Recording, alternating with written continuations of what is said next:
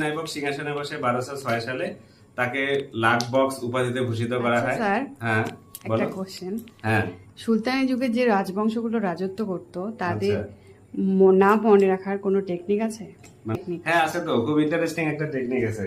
ভালো কোশ্চেন মনে করছো। তাহলে আমরা যেটা বললাম সেটা হচ্ছে যে মোহাম্মদ ঘুরি 1206 সালে মারা যাওয়ার পরে তার সমস্ত রাজত্ব দিয়ে যান কিন্তু কুতুবউদ্দিন আইবককে। তো এই কুতুবউদ্দিন আইবক যখন সিংহাসনে বসলেন তো শুরু হয়ে গেল আমাদের সুলতানি যুগ 1206 থেকে একদম 1526 অব্দি।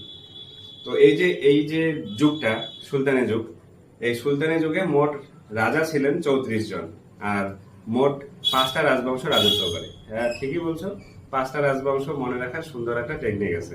টেকনিকটা একটু অন্যরকম, শুনলে হাসার কোনো দরকার নেই।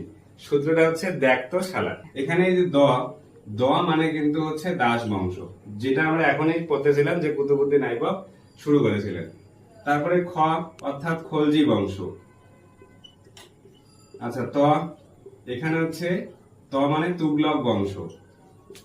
এই যে দন্তস্ব মানে হচ্ছে সৈয়দ বংশ।